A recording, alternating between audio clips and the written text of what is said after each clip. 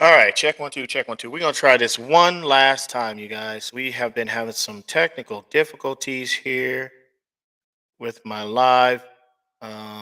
So I'm going to go ahead and see if I can be seen and heard even. Hello. If you are in the building, just come in and say hello. Trying to get my guy, James Hill, in for a conversation. And I do apologize for the inconvenience. Um, yeah, it's only happened to me one time like this, but we are still going to go live and do our thing. And I think it's important for us to have this conversation. And so, as soon as I can get James on, we will get into the conversation. Welcome, welcome, welcome. Come on in, guys. Come on in. Make sure you guys say hello. Let me know who's on the building. I do apologize for the inconvenience. Like I said, there's been some technical difficulties over here. We are going to keep this thing rolling. I'm just going to bring James in, and we're just going to have a conversation about his life and his journey and everything that he is doing to elevate himself to a place of comfort. He's a very well known uh, entity on this social media with his co-hosting of Shop Culture Live, which we will talk about. Um, I'm just waiting for him to get on. Once he gets on, then we'll get into the conversation. But what I want to do real quick is I'm gonna tag him so he knows that we are live um, and have him come in and talk with us. So as y'all come in, just say what's up again. Let me know who you are, where you're at, um, and we are going to get into this conversation. Um, Today is a special day. Really quick, I just want to remind everybody it is Dr. Martin Luther King's uh, birthday. And I will let James come in and share his thoughts on Martin Luther King and his birthday. But he is definitely a good friend of mine. And he has said some amazing things that really brought, hit some buttons for me. Um, Obviously, we all know Dr. King was a man that lived his life, at least his adult life, to do what was best for not just people of color, but people in general. He fought for equality and just to try and raise awareness to the fact that just because we are different colors and different races and from different parts of life, that um, there's no need for us to not be able to love each other and live in unity. And so, any chance that we can, we have to continue to live, reminding ourselves of his legacy and the things that he fought for and he died for. And so today, I just want us to just continue to believe and trust that one day, if we can't do it for everyone, at least we can do it for ourselves and just continue to live with the idea that love conquers all, and regardless of your race, color, creed, sexual preference, um, if you live a life of love, um, you know, can't be stopped. Uh, so yeah, that's one of the things that we want to continue to do moving forward. Um, Let me see if I sent him this link. He's should be on. Maybe he had an issue getting on. Let me try it one more again, y'all. James is here. Let me call him real quick and make sure. We got to call him because my links keep kicking us. And so we do apologize for the technical difficulties. Technology, it's crazy. Yo, I sent you a link. Jump on that link and we're good to go. I'm online right now. Okay. All right, bye. All right, guys. So he should be on any minute. But really quick, while we're sitting here, one of the things that I want to do is I want to give a huge shout out to my sponsors, for everyone that has continued to follow along and support Circle Talk. First off, iShotcha.com. Thank you so much for your continued support and everything that I do here over at Circle Talk. If you guys need anybody to do your pictures and get you guys your pictures done right, whether it's a wedding, a graduation photos, headshots for a job that's coming up, um, anything that you need. Family portraits, obviously, as you guys can see, the portraits behind me were taken by Marvin Patterson. Why don't you guys hit him up if you need anything? And let him know I sent you. He'll give you a good discount on your next pictures. What's up, Brian? Thank you for tuning in. Raldo's in the building. Thank you guys for tuning in. Next, I want to give a huge shout out to Intentions Juice and Smoothies Bar. Thank you so much, Marquita, for being such an amazing asset in our community. If you guys have not been to Intentions Juice and Smoothies Bar on 52nd and South Tacoma Way here in Tacoma, or she has her new store that opened up out there in Seattle in the U District. Make sure you guys go and check her out. She's doing amazing things this year. She has chosen to take 52 weeks in a year, and every week she is going to have a featured, um, community leader come into her establishment, create their own drink, and be featured for the week. And your boy DH was one that was chosen as someone to create a drink, and I created the Circle Swag smoothie. So if you guys are ever at Intentions Juice and Smoothies Bar, get that Circle Swag smoothie. It is strawberries, blueberries, some honey in it, and we got some peaches and blackberries, and it's such an amazing drink for you. I promise you'll enjoy it. If you've never had those mixtures, you're gonna love it. So make sure you guys go in there and ask for that Circle Swag swirl, and yeah, let them know I sent you.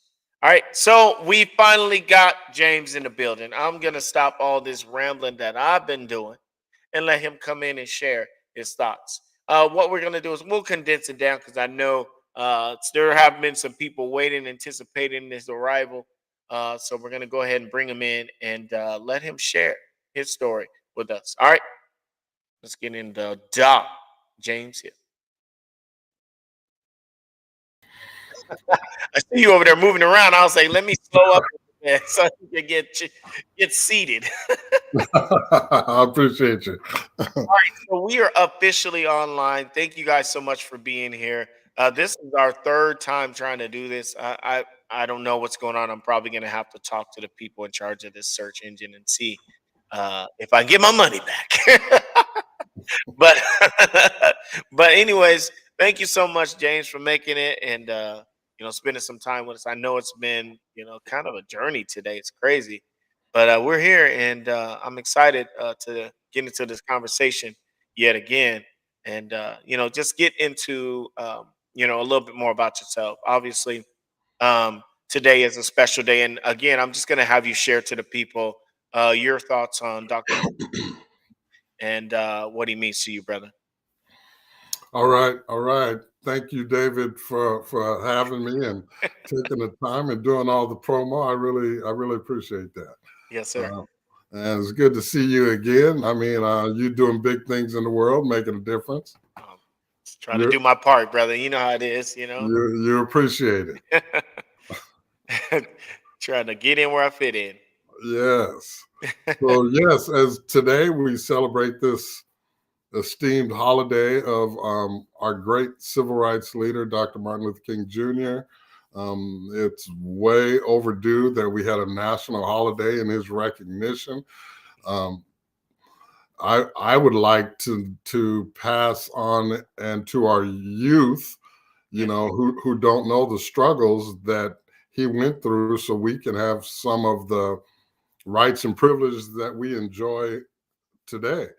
Like I said, it was a very difficult time in his time for the country, for the world, Mm. and it took a lot of courage for him to step out and do what he did, all for the in the name of human rights and Yeah, civil rights and equality. You know, absolutely. that's what it's about. And he was looked at as not as a civil rights leader, but he was looked at by white society, I want to say, as a black leader to empower blacks, but that's not how it was. He was there to bring equal rights to all people so we could all get along, you know? Yeah, yeah, absolutely. So let's do this really quick. I see Barry's in the building. Shout out to Barry for you know what he's been doing with shop culture, and really, if it wasn't for him, I probably would have never met you, man. Like I mean, I'm not really sure the whole ordeal, how it all transpired with you guys getting together to create this amazing place for people to have conversation. But let's talk about that. Where did that all come into fruition? Where you guys came up with the whole Shop Culture Live, and where you became the mouth of the South that everybody wants to go against. Let's talk about shop culture right now. We're gonna change paces. Okay, so Barry and I have been friends for a few years, and I had seen the platform that he, put out there, and Barry worked really hard to keep this platform going. Yeah. Um, to get subject matter out there to the people, and then Barry in turn saw what I was doing because I have a blog page on Facebook. It's called Feel My Flow. Yeah. Where I share my thoughts from my life experiences. Mhm. Um, and then, so basically, what it is that I share the knowledge and wisdom that I've gained over the years navigating through life's relationships Yeah. from the mistakes that I've made and analyzing these mistakes and taking self inventory and making corrections on them as I move forward, and sharing the positive and the negative results that come from these decisions that I made. Mhm. So then I share my perspectives um, on what I think and what people should try. I'm not saying that I'm right. I'm not, but we all have adversities. We all have to navigate through relationships in our lives. They don't always go well. Right. Right. Look at a different perspective, try a different angle. Um, take what I'm saying into consideration, but more often than not, it gets twisted into I'm bashing against women. Right. So then Barry and I come up with this. He says, well, let's bring you on Shop Culture. And it just took off from there. That was a Yes. great idea. It took off. And Barry knew from the onset that I wasn't going to sugarcoat. I'm not going to tell people what they need to hear. Yeah. I'm Yeah. not going to give you warm fuzzies because that's not who I am. Right. And Right. this is what you get, uncut and raw, you know. And then Barry comes up with the name Shop Culture Live, okay, because it derived from conversations and discussions that take place in the barbershop, Yeah. you know. um Yeah. because the barbershop isn't just a place to go get groomed and cut. Right. That's just the basis of it. It's a community outlet to share resources and information. The barbershop is like your counselor, and you got 5 or 6 free therapists. Yep. Whoever's in the shop is in on this discussion, and we're sharing it basically from a man's perspective. Absolutely. So Absolutely. now we get this group, and it's growing and it's flourishing. And I'm not going to change. I'm not going to say what you want to hear. I'm going to tell you what it is. Yeah, yeah.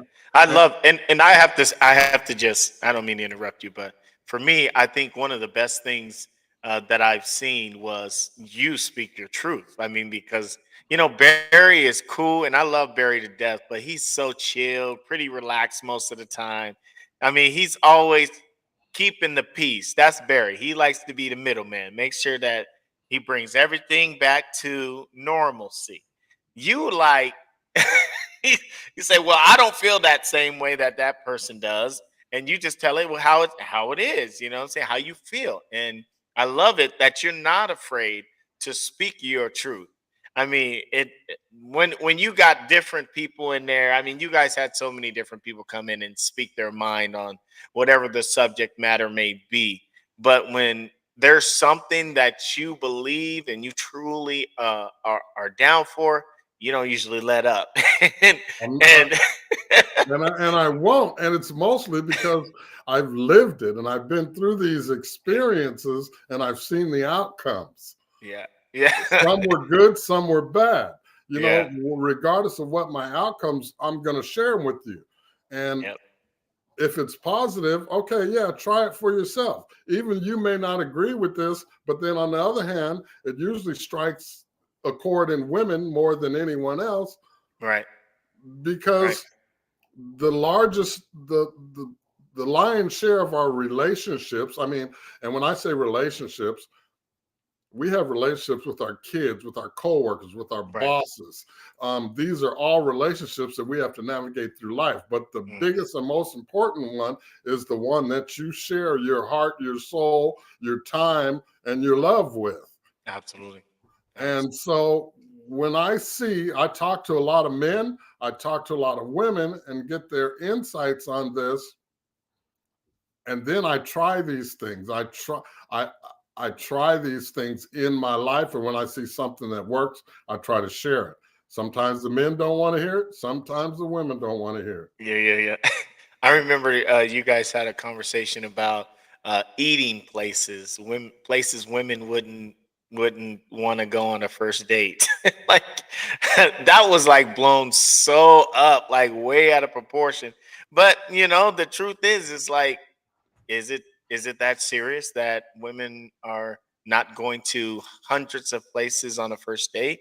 And I mean, you guys weren't afraid to speak your truth on it, and it became something really small and just it. And that's right. And fellas, you know, I needed to warn the fellas and let them know yeah, if you're taking a woman on a first date, you're going to take her to somewhere nice, right, but the key, the goal should be to spend time and get to know this person. right, If you're coming up with a list of where you will and will not go, well, that's a red flag to me right there, yeah, right up front. You don't want to spend time with me. You want to spend time at STK Steakhouse. You yeah, right. Absolutely. you So I know. mean, man, yeah, you guys had some amazing conversations, amazing subjects, and I love watching you guys just be together because it's you guys are all different people with all these subjects that a lot of people are afraid to discuss and talk about, and you guys you know put it out there for people to hear, to learn, to get education on. And some stuff is NC 17, not for everybody, but Right, right. but you guys aren't afraid to talk about it because people need to hear it. Absolutely. And that those are the things that I want to bring to people's attention, to the tip of your tongue, the things that you're thinking but Mhm. don't want to talk about. I want to Yeah, talk about it, you know. absolutely, absolutely. You know. So, yeah. Let's talk about something else. Let's dig in a little bit about you. We've talked a little bit, and so what I'm gonna do is I'm gonna hit on a few things that we've already talked about. So as you guys come along, you guys get to learn a little bit more about James, but I know a little bit. So James, you had talked a little bit about serving in the military. Tell us a little bit about your time in the military. How you enjoyed it or did not like it, or whatnot. Because my dad was in the military, so I'm a little familiar with that. So talk a little bit about your time in the military.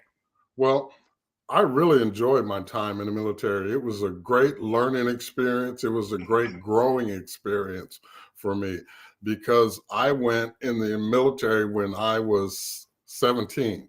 Mm, I scored high on the ASFAB scores, mhm. so I could pretty much pick pretty much any career that I wanted, and I chose aviation maintenance.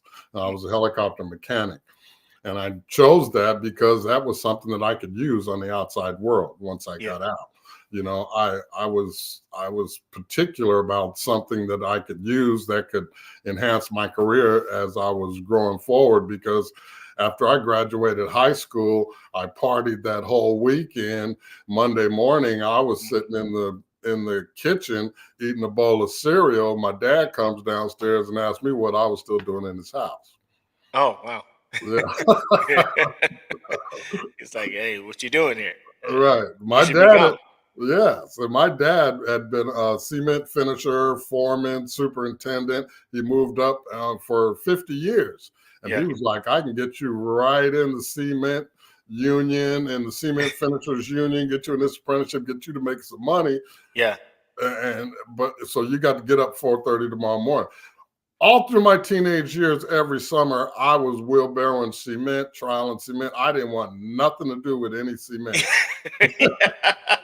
You was done with I was done, man. it. That is manual labor at its hardest, but you make good money. Yeah, yeah, for sure. So a week later, I was in Fort Jackson, South Carolina, in basic training. So I really enjoyed that. I learned a marketable skill. I got out Yeah. after 6 years. I went to work for Boeing, which was my dream job. Everybody, you're in the Northwest, you want to work for Boeing? Yeah, everybody knows about Boeing around here. Right, right. I, I made a lot of money. I bought real estate. I bought cars. Yeah. But I hated it. I Yeah. hated the job. I hated So the company why'd you hate the job? Why'd you hate the company? Talk to us about that. because at Boeing, there are limitations for people of color, Mm. regardless of what your education, your level of experience and expertise is. I was used to working on aircraft that actually fly, and when it comes back and the pilots write up in the logbook, this is wrong, this is wrong, this is wrong, and I fix it. But they have, Yeah. I was on the assembly line putting wings on 737s. And every 3 days, you repeat the same thing. There was no troubleshooting. There was no repairing. There was no big money, and Right, that, right, right. that was another limitation. But they want to say you're making so much money because they want to work you 12 hours a day, 7 days a week with 1 weekend off a month. So you can Yeah. say, oh, I made this much money, but then you work 25 years after that, and a year later you're dead. I've seen it Yeah. happen many times when I was there at Boeing. So after my daughter was born and they had transferred me to Everett, I said, look, my wife at that time wanted to go back to work and put my daughter in daycare 6 weeks. I said, this is not going to happen. So I quit my job in the middle of I had the pressures coming from home from my first and only child. Going out in February. She was born in January. Going out in February to daycare at 6 weeks old. I said, no, that's Yeah. not going to happen. Mm-mm. No. So I quit the job. I had a lot of money saved up, and I stayed at home with the year for her, Yeah. with So, her. so let's talk. I mean, I wanna talk about because we were on earlier and you had shared something that was it's tough when you're dealing with aging. Let's talk about you getting to a point where you decide to take care of your mom and just that journey. Yeah, that was a very, very difficult time in my life. Your parents, they come of age. In my situation, my dad had passed already. I have 5 siblings, Mm. 4 of which live in the Pacific Northwest. My mom was aging. It was coming to the time where she needed full-time care. Mhm. We had a family meeting. The general consensus was leaning toward us putting her in adult care and Yes. nursing home, something like that. She blew her top. Her blood pressure went out the roof. She didn't want to do that at all. Right. I mean, she liked sitting at home, eating her bacon and toast in the morning and smoking her cigarettes and drinking her beer in the afternoon. Yeah. And approaching 80 years old, when you've been doing this for the last 50 years, I wasn't one to see taking that away from her. Right. I wouldn't want to see my daughter put me through that situation, take the things that I love away from me as I reach those golden years. Mm. So I had a business, painting houses, remodeling bathrooms. I linked up with a couple of real estate agents, and they would use me when they come across people who want to sell their house and get the maximum value. They would call me in. I would give them proposals on upgrading their kitchen, bathroom, and curb appeal. A lot of times I would get those jobs and I would do the work. They put the house on the market, they get much more money. And this is what I was doing. And also, I was taking insurance jobs. I was linked with insurance companies to where there was fire, water, smoke damage. I would come in and do these repairs for the insurance company on people's home.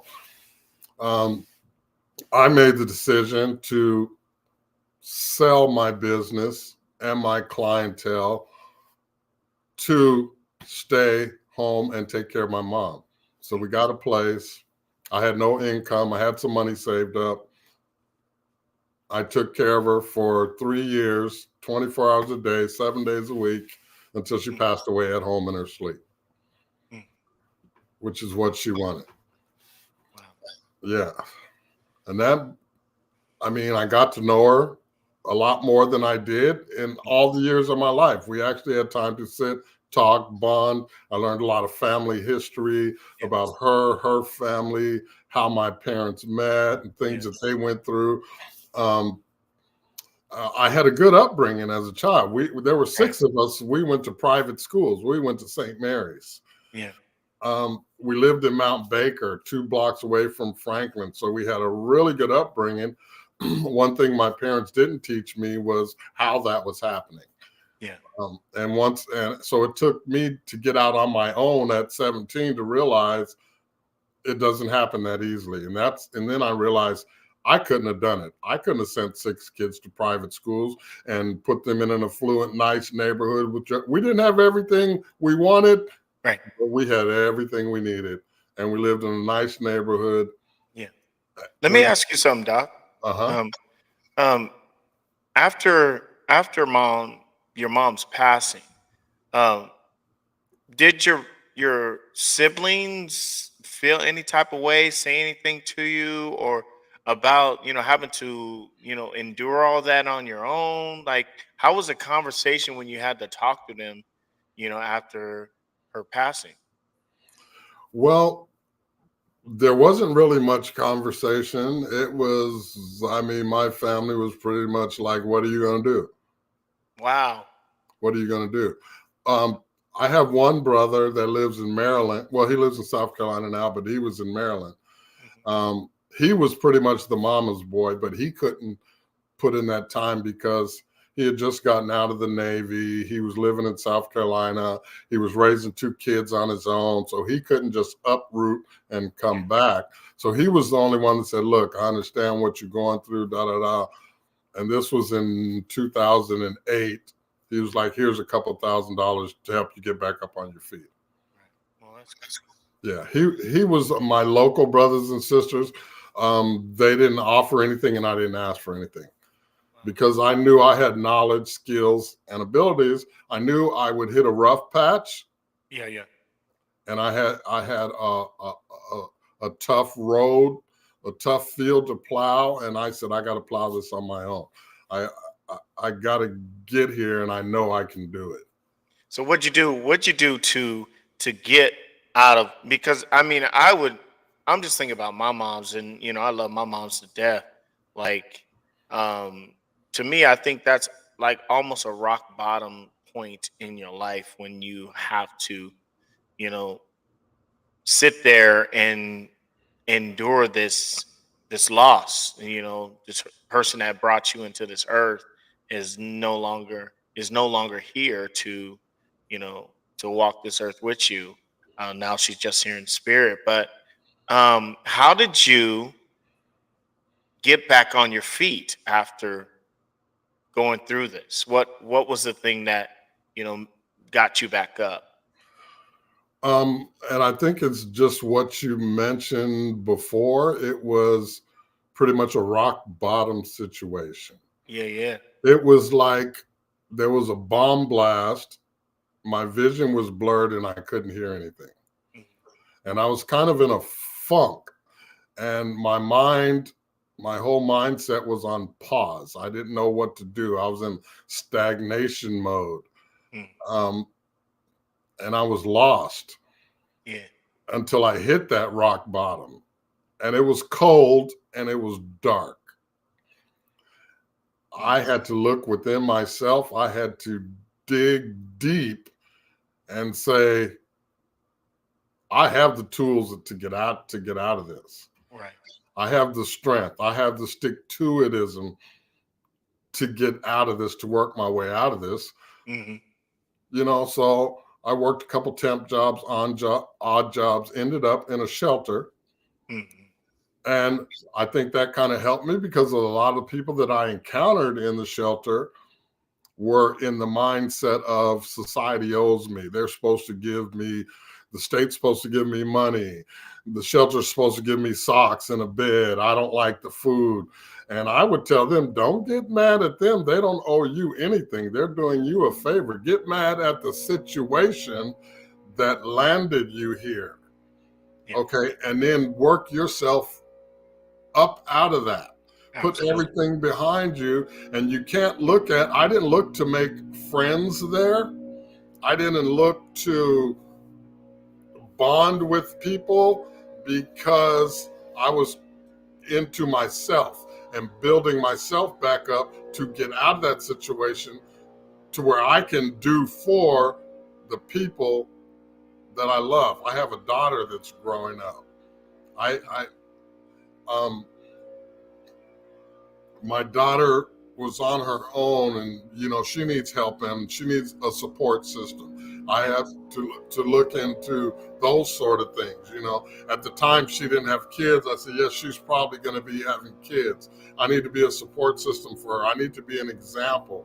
I need to be I need to keep that family unit positive and growing. So I worked my way out of that. I started with the maintenance technician job. I moved up to a maintenance manager. From that, I worked that for 3 years after putting a lot of programs and systems together to see that it would run successfully after my departure.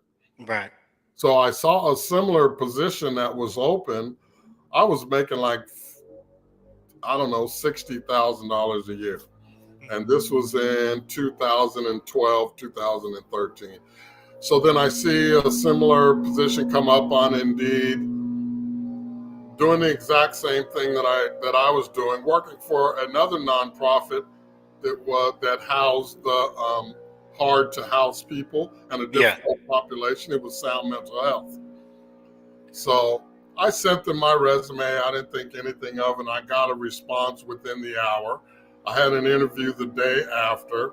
I had a second interview within 3 days and was hired, making $30,000 more than I was making in my previous job. So yes, I'm going. Nice. It was a pilot program there too, because they never had a facilities manager over their housing properties, because they also had commercial office buildings as well. The housing properties had fell by the wayside, and a lot of them were in disrepair. I took a crew, I set up programs, I set up preventive maintenance programs, and over the time that I was there, I got these properties back up. We merged with another company, community something. It was another psychiatric developmental health company they merged with. I gained 42 properties. I got promoted to operations manager. I got 2 supervisors under me, 25 janitors, which I brought in-house, saved $420,000 a year on the budget. So then at that time, I got promoted to director of facilities. Wow. So now I got 40 direct reports over 46 properties, and I'm saving the company $400,000 a year on the annual budget. And then a chief operations officer, a new chief operations officer that I reported to resigned. They brought in another one. Him and I didn't see eye to eye. Yeah. He constantly started creating barriers for me. And it really got bad when I started going through my divorce, and my wife at that time was sending letters to the board of directors and things like that. They couldn't get me on performance issues, so they tried to create other barriers for me. I saw the writing on the wall. It was time for me to go. This was 2 years ago. I moved on to my current position, which was another $30,000 increase. Sure. and where I'm director of facilities over 62 multi-housing properties and 2,500 living units throughout Western Washington over 8 Wow. counties. So Amazing. now I manage the facilities maintenance over all of these properties. I have project managers.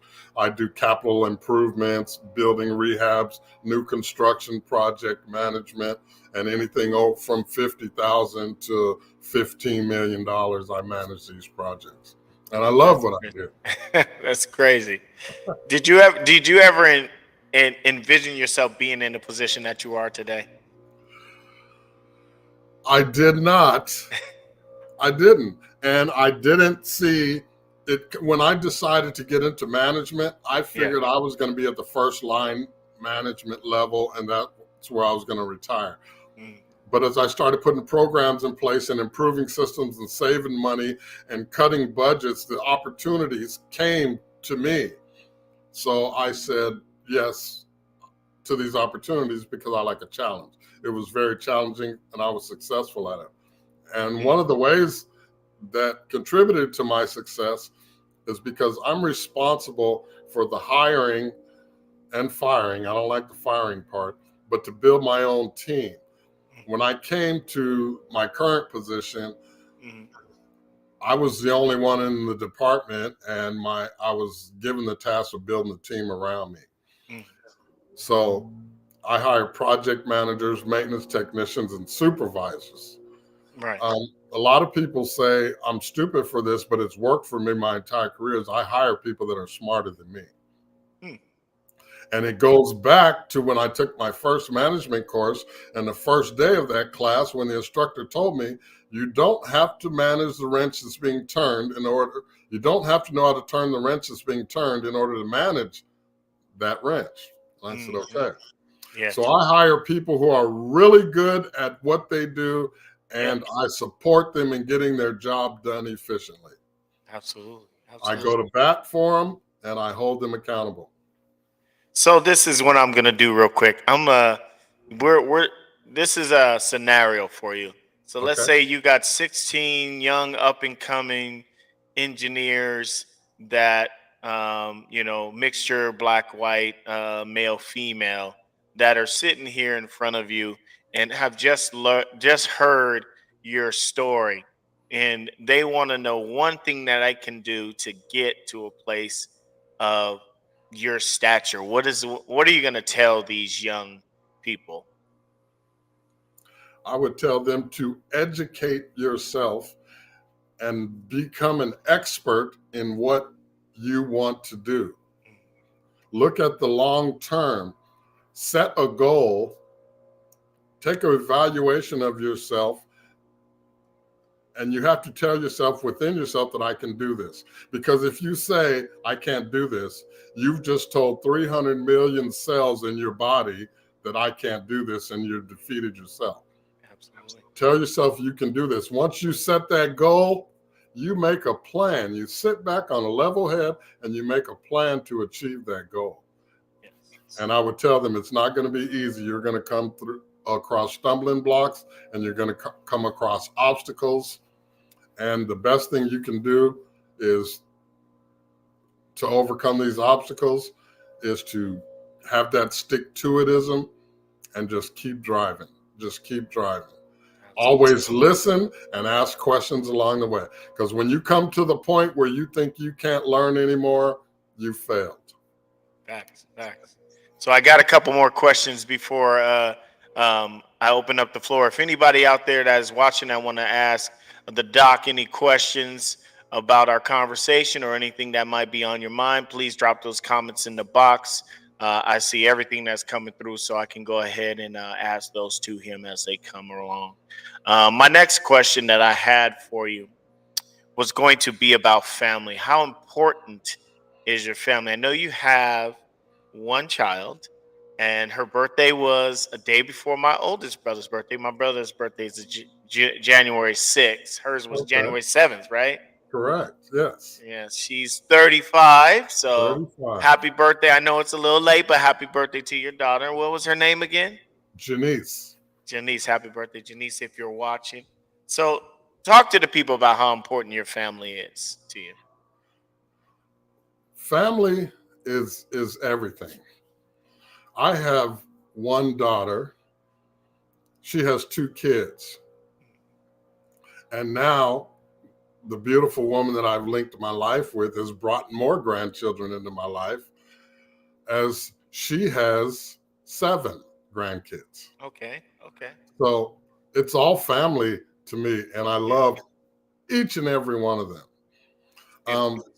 I try to develop individual relationships. It's hard, but I know. But then on top of that, I try to set that example of what a man is, what a leader is.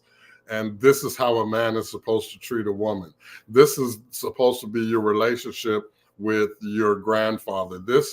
Look at your grandfather as someone you can learn from, and get something positive that you can carry through your life. This is how you talk to people. And also, more importantly, this is how you listen. Yes.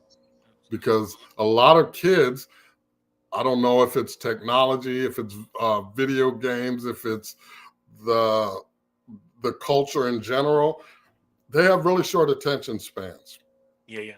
So if you don't challenge their minds and take the patience to sit there with them through those challenges, you're going to lose them. You have to keep them challenged. You have to keep them into activity. You have to keep their minds working. You also have to notice the things that they're going through, and you have to know when to step in and when to sit back and let them navigate through their own issues. Mm-hmm. Them always knowing that they can come to you with any issue, that because I tell all the grandkids, anything that's going on with you, anything you want to talk about, you want to ask questions, you want to know about, you can come to me with it. You're having problems, you've screwed up. Life, childhood is about screwing up. You're going to screw up. You're going to make mistakes. It's part of it's part of growing, and you need to learn from it. I said, you can come to me with anything. I'm not going to share it with your mom. I'm not, this is between you and me. And that's part of cultivating that relationship with your grandkids. When they know they can come to you with anything. I did the same thing with my daughter. And my daughter was at the point where she was in school, she was like, Dad, I screwed up. And I went off on the teacher. And so I said, okay, we're going to go up there and we're going to deal with that. And this is how we're going to deal with that.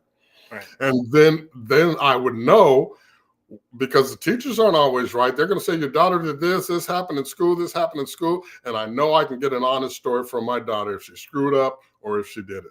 And because I said, I'm going to that school, I'm going to bat for you. Either way, we're going to deal with this situation, but I need to know the truth, and I need to know the whole truth, whether you messed up or not. So, it's cultivation. And then also I see there's also a positive male influence that always needs to be inserted into the upbringing of any child. Into a healthy upbringing, you have to have a positive male and a positive female influence. The mothers, most likely, more often than not, handle the female positive influence. But it's us. It's us fathers. I'm not going to say black fathers, because it's not. It's prevalent across all races. Yes. But fathers need to be an active part in their life. And when I see that they're not, I know I have to step in my grandkids' life, and I need to be that positive male influence in their upbringing. I need to tell them right from wrong, good from bad, bad from foul, from a man's perspective. A woman can't do that. And they need to hear that from a man's perspective. I see that the fathers of my grandkids aren't doing what they're supposed to be doing. I don't blame them for I don't talk about them. I'll never talk bad about my kid's dad, but I just step in where I see there's a need, and I fill that void in their lives. Do you think, really important?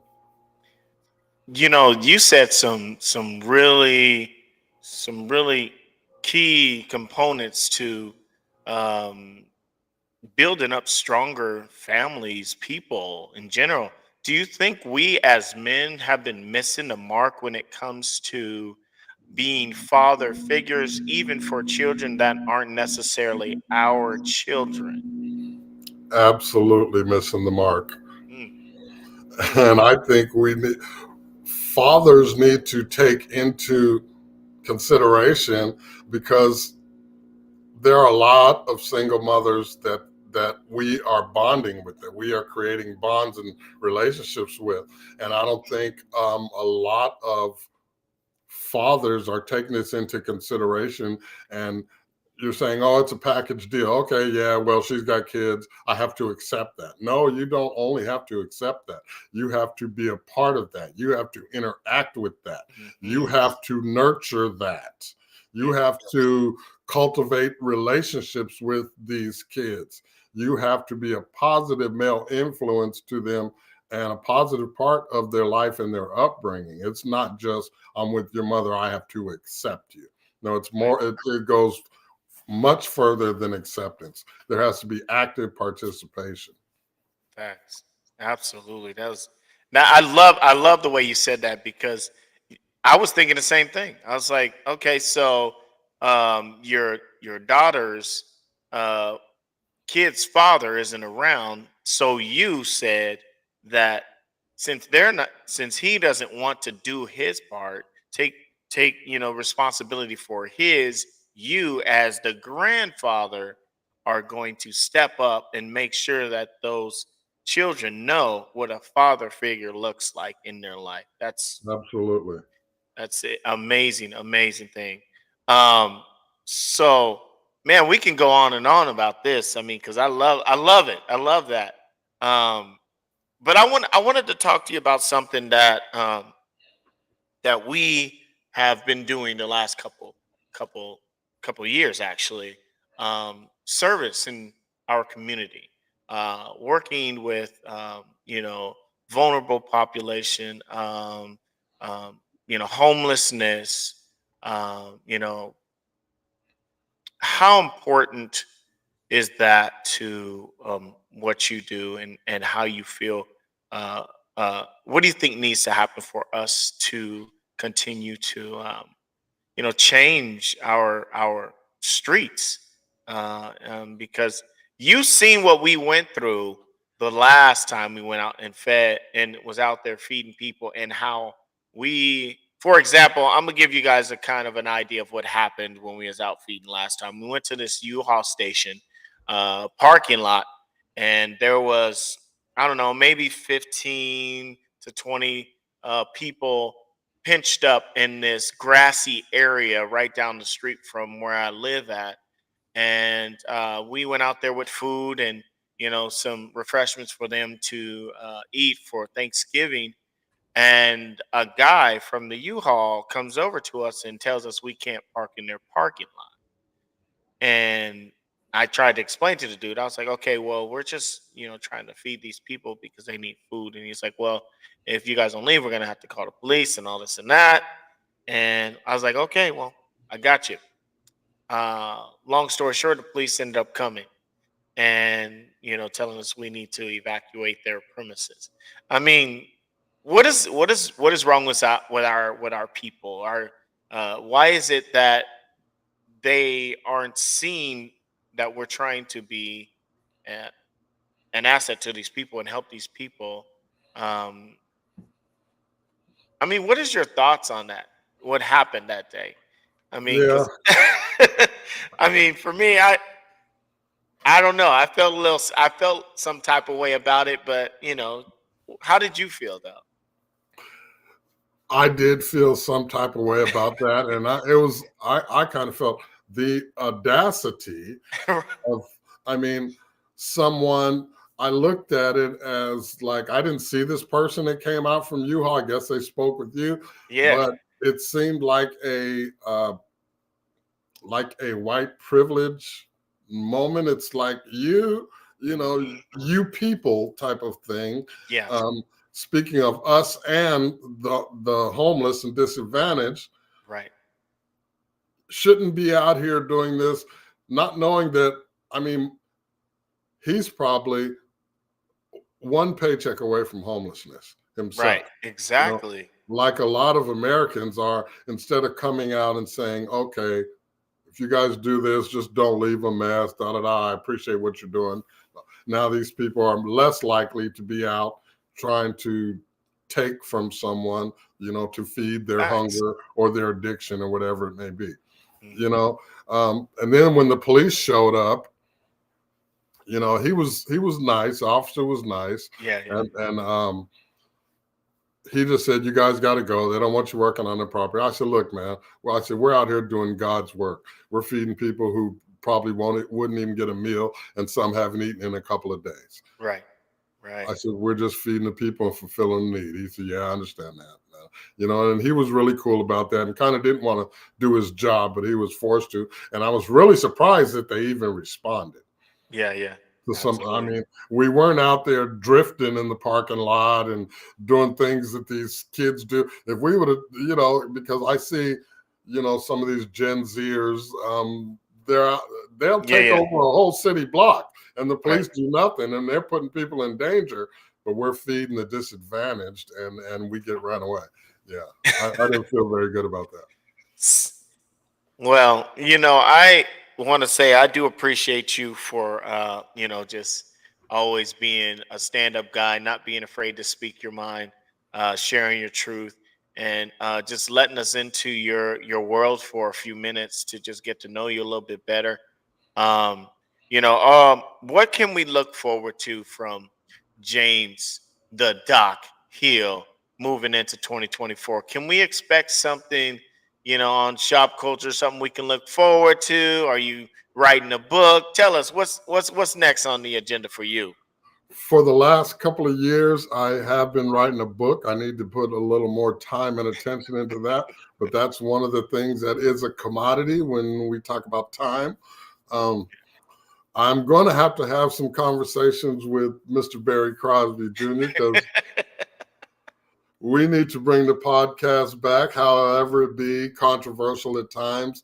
Yeah. These things need to be said. These things need to be heard. And I think because 5 or 6 people in the group get their butt hurt about, what's said, they're not willing to say, maybe I should shut my mouth. Maybe I should stop cursing so much. Maybe I should learn to listen. And listening is more than just hearing, you That's know. awesome. That's Maybe I awesome. should learn how to give an apology in real time. Maybe I should, and I'm going to say the word. I'm going to say the word. Maybe Okay. I should learn to be accountable. Yes. Yes. Absolutely. I mean, a lot of people of the female persuasion don't like to hear these things, let alone hear the word submission. Oh, I really struggled. when I say when I see a lot of brothers, a lot of podcasters, they try to sugarcoat it and say, "I want a woman to be my peace. I want her to bring me tranquility. I want her to give me." In other words, you want her to shut her mouth. You want to take good care of her, Yeah. see that her needs are met. But the biggest problem that men have with women, I think it's generated by hip hop culture, is a reckless mouth and the failure to listen and be accountable. Mm, So facts. women was created to be man's helpmate, Mm, but in turn, man was created to take care of that woman, and facts. it goes full circle. You see that her needs are met. She sees that that your needs are met, and Absolutely. sometimes, more often than not, that requires her to shut up and listen. We have 2 ears and one mouth. Listen twice as much as you speak. Hey, I'm gonna steer clear because I got ladies on here that probably probably agree, but at the same time, there's a couple I know that probably have something to say if they had the mic right now. Right. So, And I um, could go in. I go in often on the men as well because there are yes, a lot of yes, men that are users, that are homosexuals, that are just yes, bums that come into a woman's life just to take. And in a lot of these situations and things that I share are giving women the tools to be able to detect these things early. How to find a good man, things to look at. I mean, you can spend 4 hours with a man and know if he's a good man.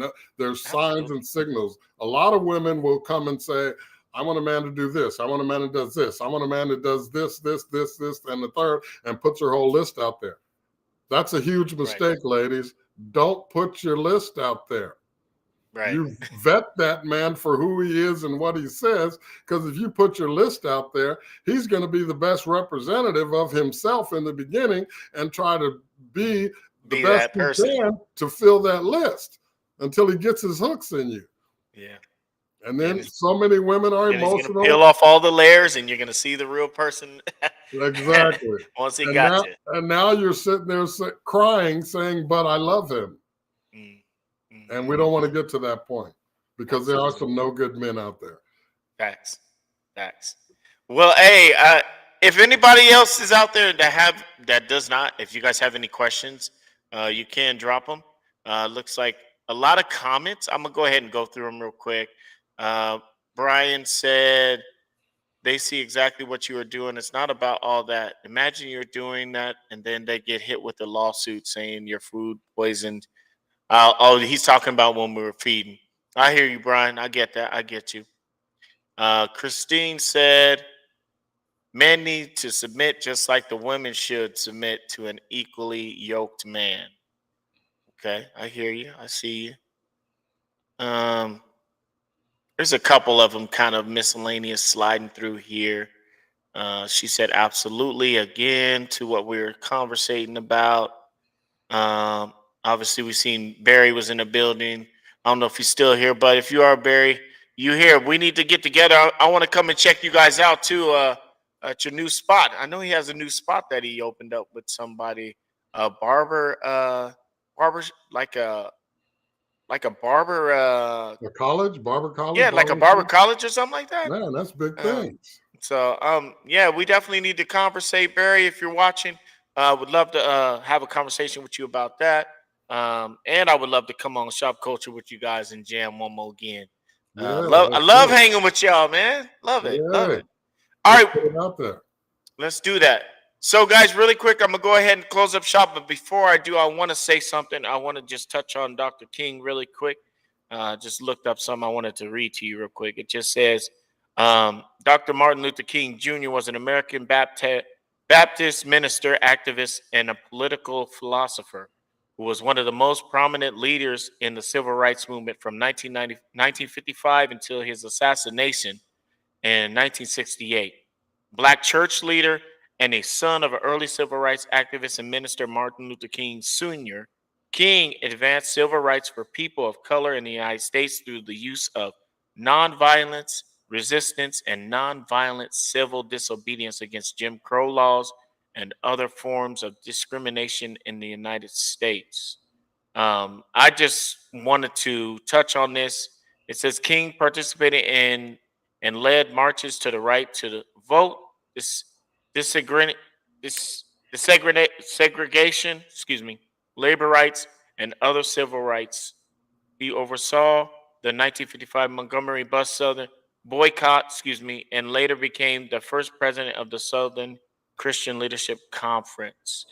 Um, there's so much more that I can read, but at the end of the day, guys, let's just continue to believe in this dream and continue to live for each other and love each other, regardless of our race, color, creed, sexual preference.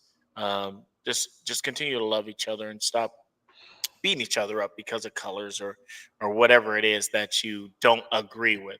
If you don't agree with what another person is doing, agree to disagree and move the opposite way. You know what I'm saying? Let's just keep it pushing forward and keep loving each other and just living to love one another regardless. You don't have to be with that person. You just got to love them and let them go. Do what they do. But yeah, that's all I want to say. Anything you want to say, James, before we get out of here? Only one thing. I appreciate you for having me on. I mean, it was a good discussion. Always, And, always. I want everyone to be positive, navigate through these relationships in your life. When it comes to opening your heart and being vulnerable, remember that love is a vulnerable emotion.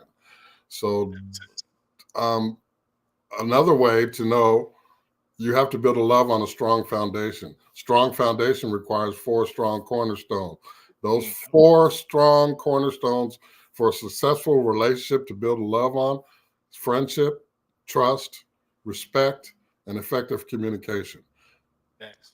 If you don't have those 4, you probably shouldn't move forward. Absolutely. Awesome. Awesome. Thank you so much, brother. Next week, next Monday, guys, I'm going to be with Miss Chef T is going to be in the building. She's going to come in and talk about her book that she's coming out with on her birthday on the 24th of January. She'll be releasing her book, and we're going to touch on that and her life and her journey. Amazing person. Make sure you guys tune in next Monday, 1 p.m. Pacific Standard Time. So on behalf of the Circle, thank you guys so much for being a part of this. Thanks again, James, for being here with me. And we will talk real soon, guys. Y'all take care. Be blessed. One love.